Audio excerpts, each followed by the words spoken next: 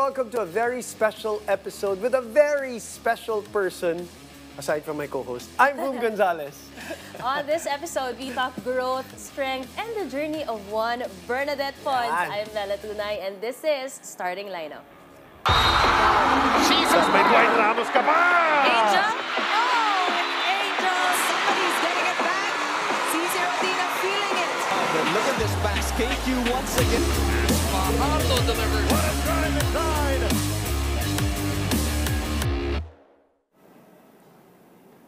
Finally, partner, finally, we have the one and only MV Pons herself, Bernadette Pons! Woo! Grabe! Nag-yes din sa wakas.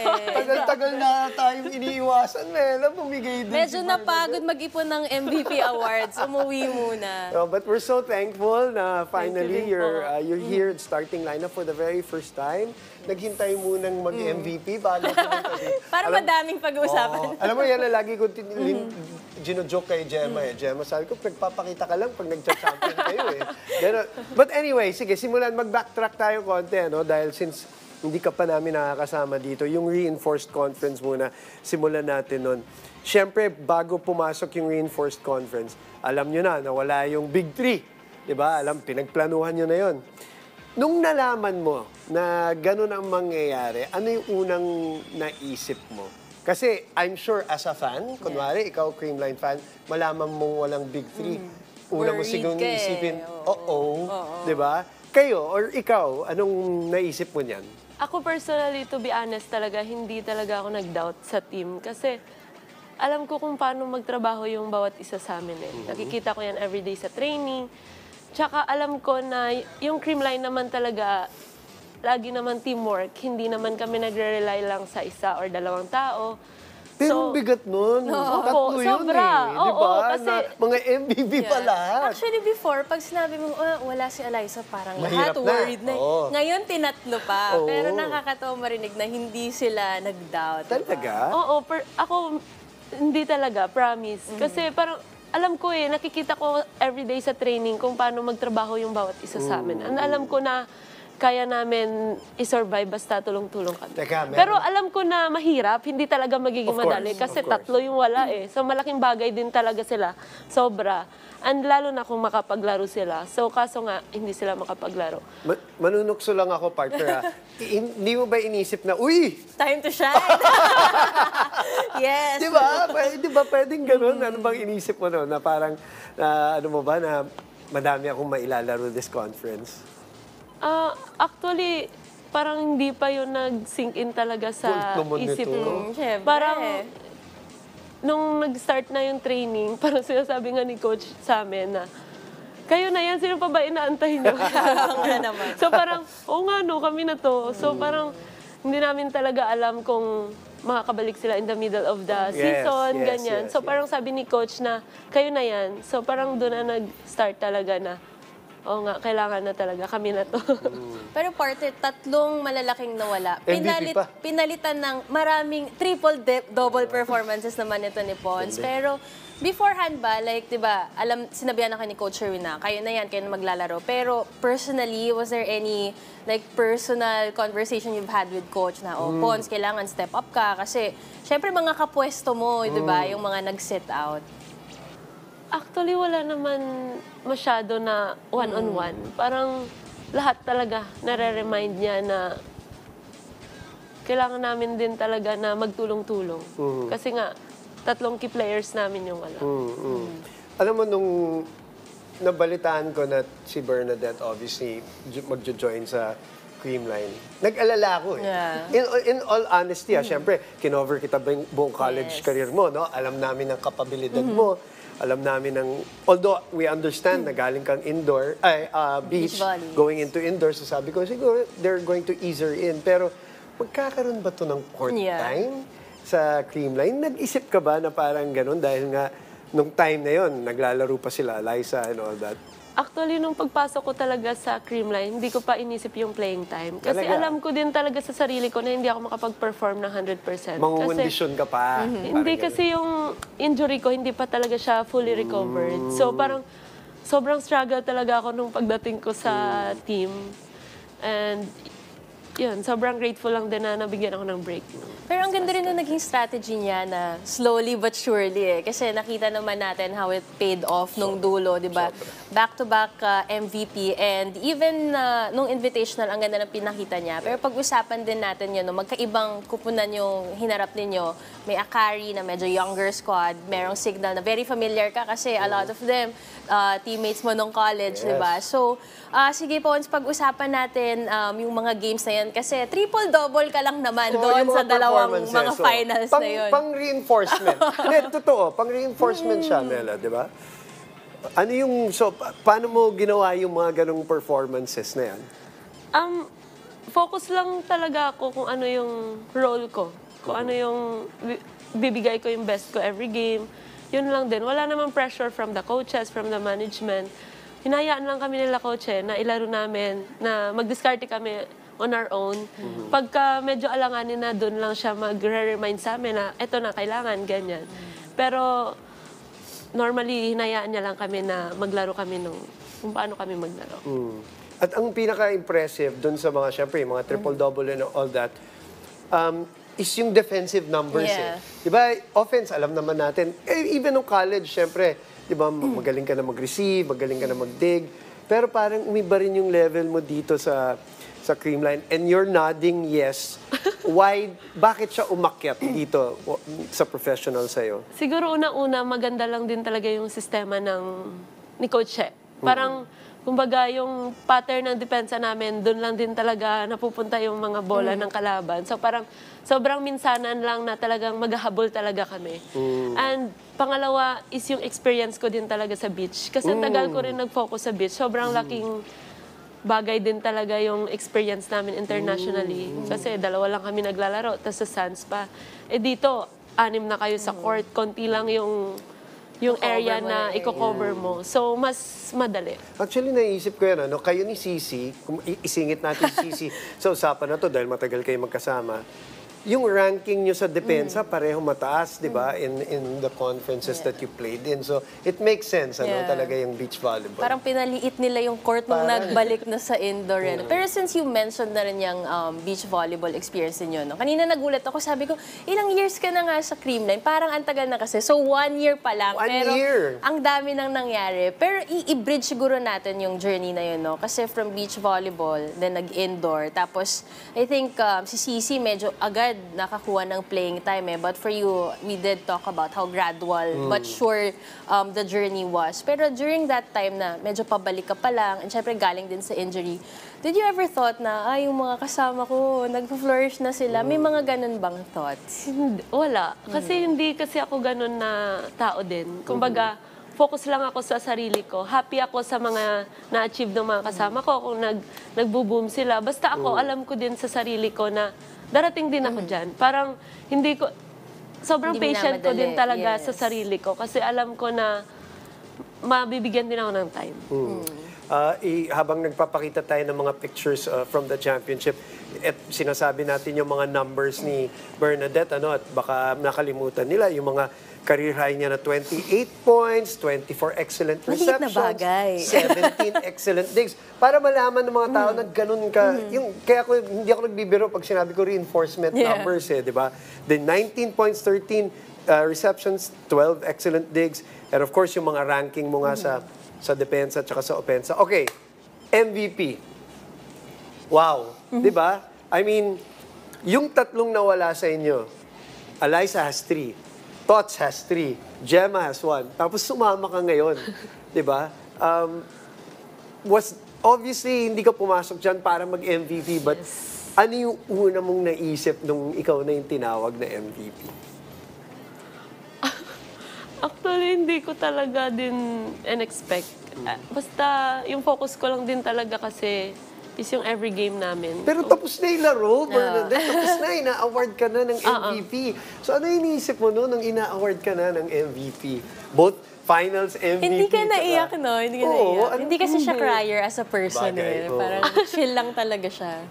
Parang hindi pa masyado nagsisink in sa akin nung time na yun eh. Sobrang saya ko lang din talaga kasi nabigyan ako ng opportunities na makapaglaro. And yun, parang bonus na lang sa akin na na-award sa akin yung MVP. So, Paano ngayon- nung pangalawa? Oo, Kasi yun na nga curious ako. Yung una, syempre, ay, parang sigh of relief na, wow, MVP ang. Pero nung pangalawa, it's not an easy feat. And in fact, pangalawa ka pa lang niyan Isa pa locally, lang. di ba? Oo. So, nung tinawag ka pangalawang beses, ako, kinikilabutan ako Hindi, ngayon. yun ang ibig ko sabihin Ikaw, eh, oo. anong na-feel mo? Actually, nagulat ako kasi yung pagtawag nung finals MVP, nagulat ako. Kasi nung sinabi na parang 19 points siya. So, ako ba yun? Kasi ako yung 19 points. Hindi Kasi naman ako pala yung- nila alam Ako during yung game. POG nung time na yun eh. So, parang nabanggit na kung ilang puntos ako. Sabi ko, totoo ba to? So, parang hindi ako makapaniwala talaga. So, sobrang focus ko lang din talaga nung game na yun. So, okay, last question. Ngayon na nakalipas na siya, ilang linggo na ba, partner? Mga 2 weeks na ba? Yeah. 2 weeks, magti-3 weeks na since then. Ano na ang epekto sa'yo ng pagiging MVP? Paano mo na siya pinaprocess? Ngayon parang mas lalo akong motivated talaga. Sobra. Na parang mas galingan ko pa, na mas makapag-inspire pa ng maraming tao. Yun. Parang ganun yung effect sa akin. Ayan. At dahil nga mas marami pa tayong inspiring stories na malalaman at mapagkikwentuhan, dyan ka lang, Pons, dahil madami pa tayong itatanong kasama si Bernadette Pons. So stay tuned. You're watching Starting Lineup.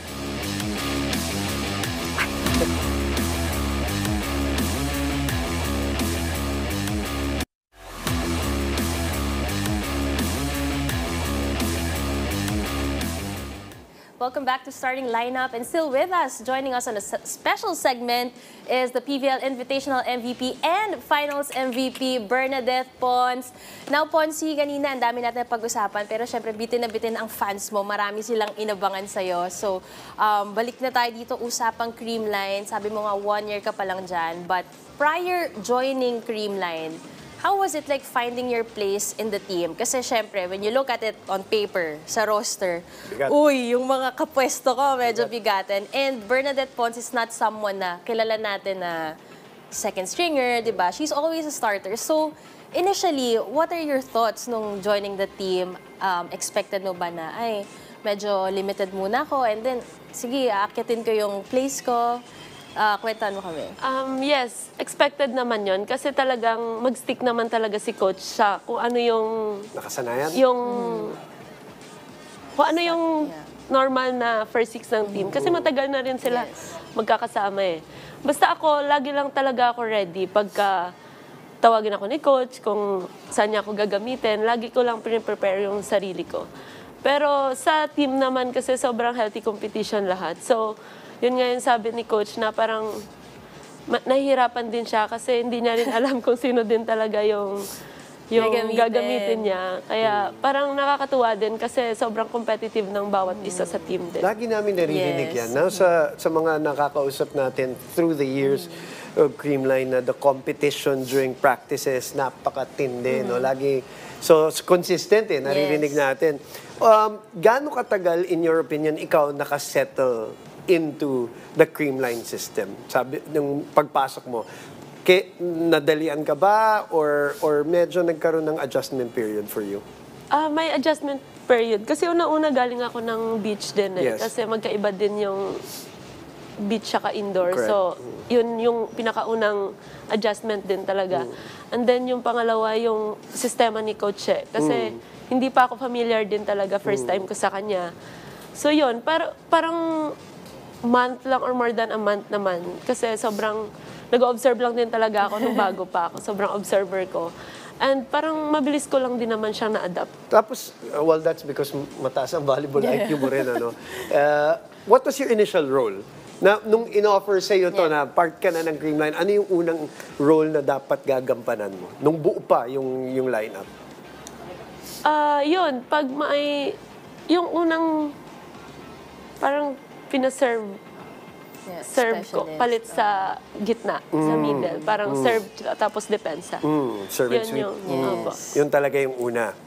Grabe. Oo, kasi kahit noon, di ba, nung recruit ka ni Coach Shaq back then, in those days, naalala ko, yan lagi niyo sa parang galing dumipensa niyan. Yun talaga yung mga binabanggit nila, other than the offense, of Yes, course. trademark na talaga. Yeah. Pero Pons, alam mo ako, watching you through the years, I've also been teammates with you for 3 years, lagi kitang pinapanood. And I noticed, when I covered you, nung eto ngang reinforced and iba yung aura mo. Kasi through Ba? the years, college ka pa, MV Pons ka na eh. It means... Doon on nga the- nagsimula yun eh, di ba? Yes, on the skill side, alam na namin, walang kulang. Di ba? Pero yung vibe mo, alam ko naging leader ka nung, eto na, sa Creamline, nung nabigyan ka ng time to shine. Ano yung pinaka-changes na na-notice mo sa sarili mo? Kasi very commanding ka na sa court. And hindi naman yung like, super vocal, pero yung aura mo eh. So, it's a very common trait among the players of Creamline. How did you think you transition into becoming someone like that? Kasi before, partner, si Pons, magpe-perform lang talaga siya. Triple-double, wala yun sa kanya. Pero she's very shy, very quiet. Pero ngayon, very commanding na. Siguro kasi din talaga kung paano yung Creamline din talaga, yung aura nila pag naglalaro, happy lang din talaga. And yun, na-adapt ko na rin siya. And sabi mo nga, hindi rin talaga ako sobrang vocal. Kahit hindi ako sobrang vocal. Basta maglalaro lang ako, ibibigay ko yung best ko. Parang hayaan ko na lang na yung output ko, yung maging boses ko. Parang gano'n. Hindi talaga ako, parang minsan nga sinasabihan ako nila Coach Bok na parang pag wala si Ate MG. Kasi si Ate MG din talaga yung sobrang madaldal vocal talaga. sa team. Kasi wala si Ate Lai, so wala si Gemma, si Toti.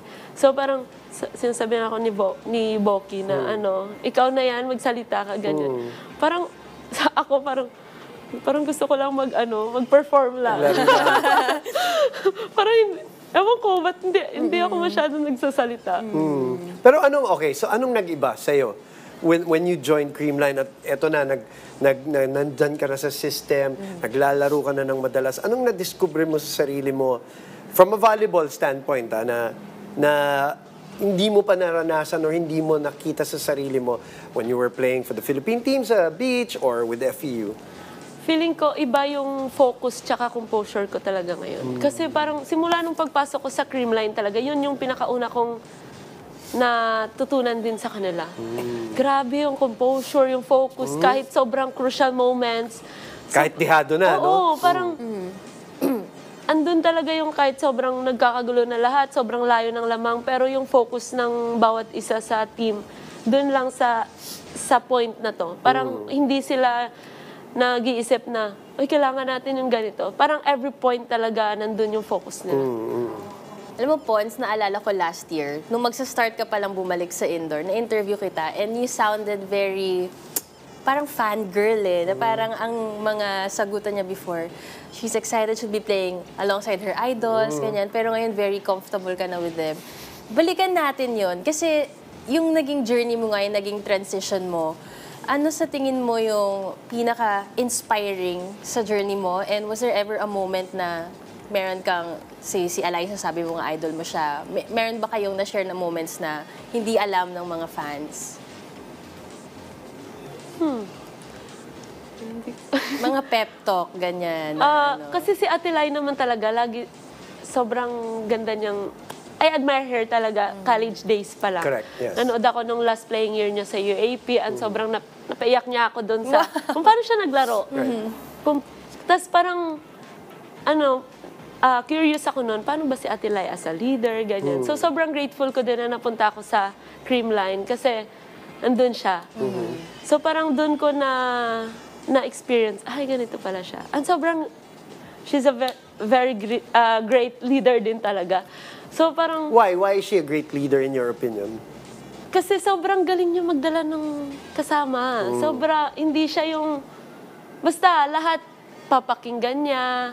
Hindi siya yung nagde-decide lang ng para sa sarili niya. Kino-consider niya yung lahat. And, yes, sobrang nire-remind niya yung bawat isa din talaga. Hindi siya yung, alam ba, salita ng salita. Magsasalita siya pag alam niyang kailangan na. Oo. Alam mo, to your credit, before we take another break, since we're talking about old interviews, I remember interviewing Kyla Atienza back nung FEU, and she would say the same thing about Pons. Wow. Parang she was a great leader. Yung last year, lalo na, nung nagpunta kayo finals against LaSalle, di ba? That you led the team to the finals. If I'm not mistaken, para pang ang kino-consider ka pa, ewan ko, correct me if I'm wrong, na parang inaalok ka pa mag-coach or maging part ng coaching staff ng FEU, di ba? At the time after. So, I mean, there are different ways of being a leader. Yes. Eliza has a style, Michelle has a style, and I'm sure you have your own style. So, nag-evolve pa ito dito sa Creamline. All right, one more segment with our MV Pons. After the break, we'll have Bernadette with us. So stay tuned. Masaya to. You're watching Starting Lineup.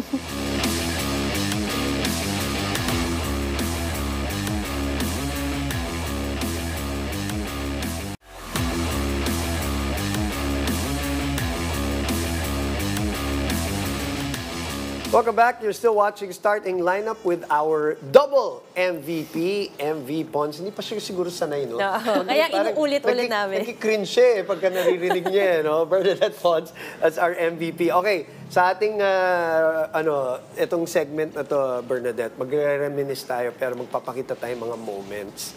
At gusto namin, ikaw ang mag-describe sa amin ng yung mga ganitong moments na ipapakita natin. Okay, so we are going to show moments to you and of course our audience watching right now.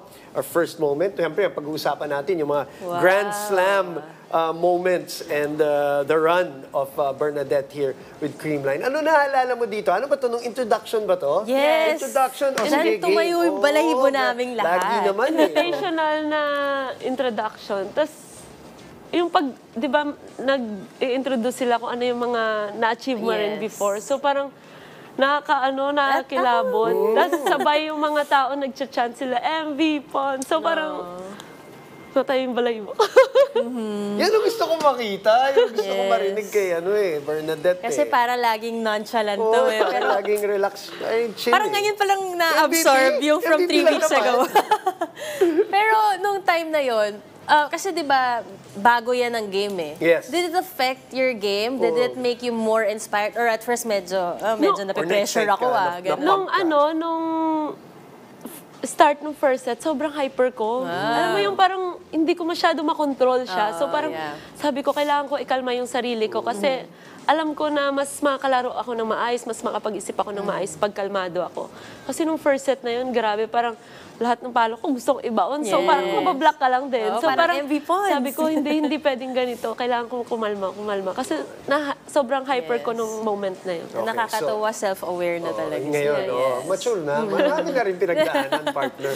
Okay, so natapos na. Nag-champion na. Bumagsak na yung confetti. Tignan natin itong next moment na to at tell us about this feeling, this photo, and this moment, Bernadette.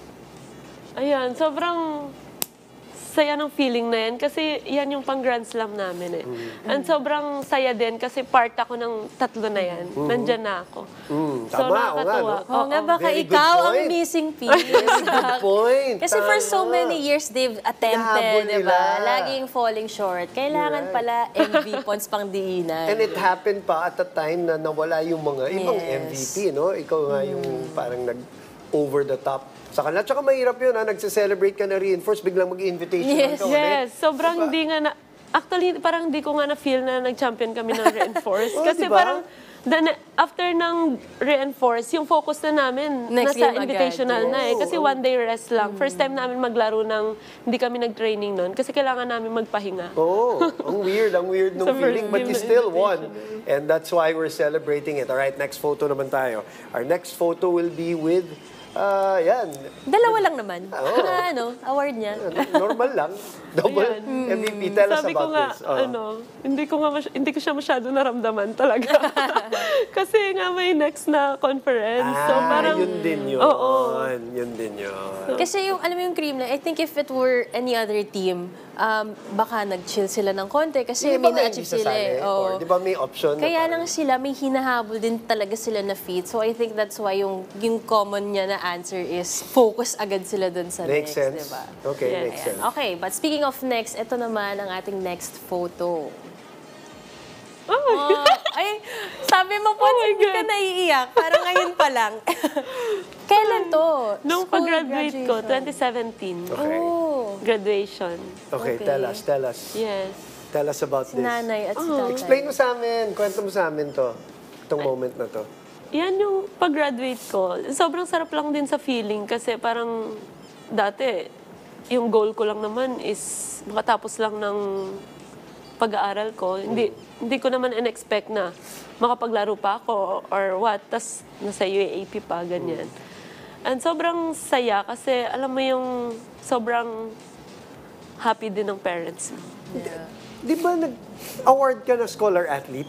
Yes. Meron ka award na UAAP. scholar athlete sa Last UAP, di ba? Season 8. Yeah. On your last year? Yes po. Tama. So you are a very accomplished athlete. Yeah. Went to the finals, obviously. Tapos yun nga, scholar pa. And then, you know, ano nga ba ang course mo? Were you in numbers? Financial Finance, di ba? Kita mo na, alaala ko pa yung mga UAP, hindi pa ako ganun katanda partner. Okay, next Meron pa ba picture. tayo? Naalala ko pa Ayan. ba yung mga iba? Alright, one last one, wala na? Okay. Ito na lang ang mabilis na tanong ko. Ano? Marami ka nang na-achieve. Nag-medals ka na, championships, award. Grand Slam, double MVP na Yes. dadalawang tao. Is there something in you na medyo gusto mong sana nakapag-UAP championship ka? Ay, nakapag-finals ka pero nakakuha ng trophy. Oo naman. It's a goal naman yun talaga simula nung pagpasok ko sa FEU eh. Parang gusto ko rin talaga na makapag-gold sa UAP. Kasi iba pa rin talaga, sa lahat ng liga, iba pa rin talaga ang UAAP. Sobrang grabe din talaga yung labanan ng pride, school pride. So, Pero hindi yung mo naman, crowd, you don't feel naman incomplete. Hindi naman. Sayang lang. Yes. Sayang lang. Tinalo niyo yung Ateneo that year, di ba? And then yun nga, medyo yung Lasal medyo malakas nung season 18. So, but wow, Yes. double MVP! Bawing-bawe naman. Yes! Ayan. Bernadette Pons, maraming salamat. Thank you Thanks din po. for taking time. Sana Thank you hindi for naman having me. magtagal bago ka bumalik dito. Yes. Dalawang MVP, huwag naman ganun muna. Pero we're very happy to see you. Stay healthy. Thank you. Yan. Mahaba-haba ang paghahanda nila, Pons, for Yes. also a long conference starting on November. So, Pons, we wish you the best of luck in your Thank upcoming you so conference. Thank you much. for joining us. I'm Mela Tunay. And I'm Boom Gonzalez. This has been Starting Lineup.